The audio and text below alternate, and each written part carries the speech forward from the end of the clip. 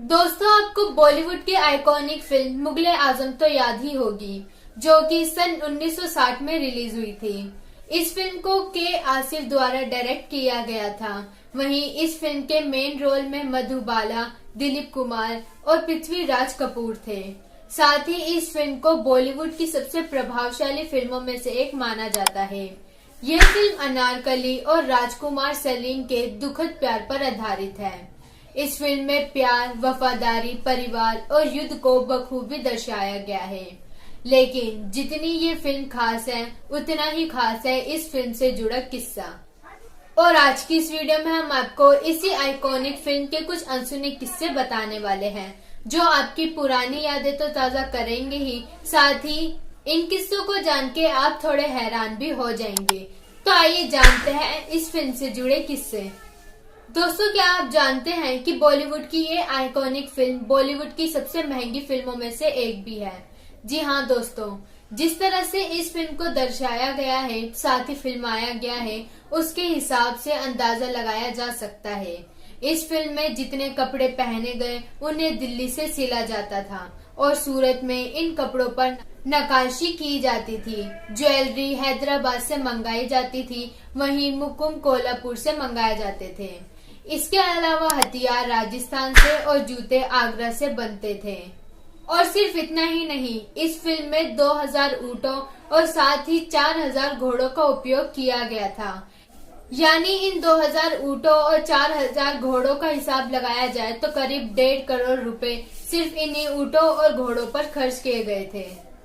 और सिर्फ ये पूरी फिल्म ही नहीं, बल्कि इसका गाना भी बहुत ही महंगा बताया जाता है।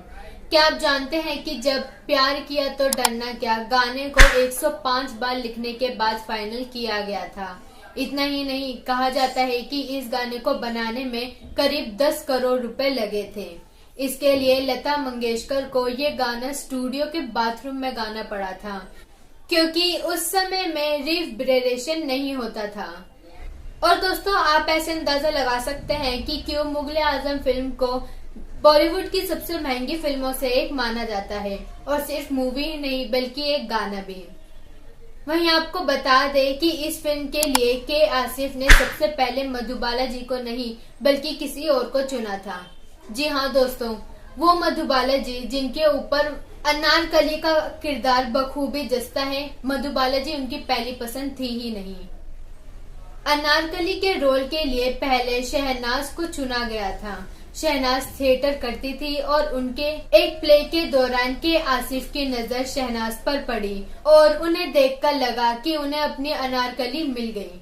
शहनाज के बारे में ऐसा कहा जाता है कि वह बेहद ही खूबसूरत थी, लेकिन सिर्फ बाहरी सुंदरता ही नहीं, खूबसूरत होने के साथ साथ उनकी आवाज भी बेहद ही सुरीली थी।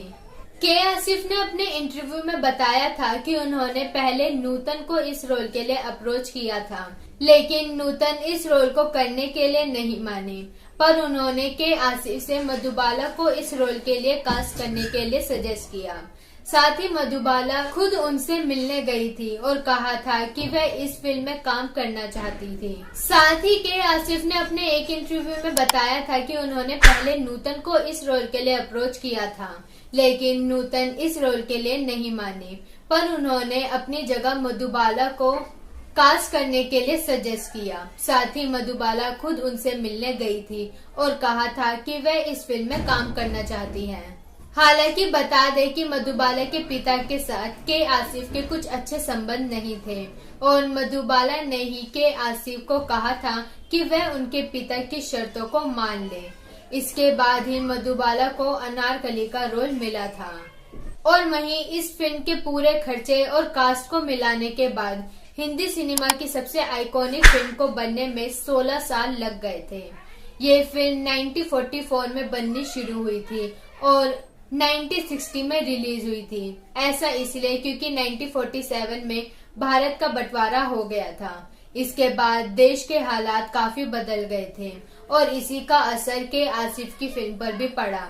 इसी के बीच कई बार इस फिल्म की कास्ट भी बदल गई, जो कि फिल्म की देरी का अहम मुद्दा था।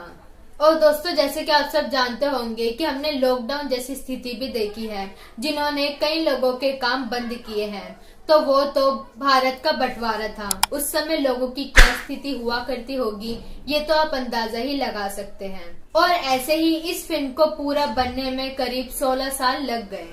तो दोस्तों ये थे कुछ अनसुने किस्से उस मूवी के जो कि बॉलीवुड की आइकॉनिक फिल्म में से एक है। तो दोस्तों क्या आपने ये मूवी देखी है?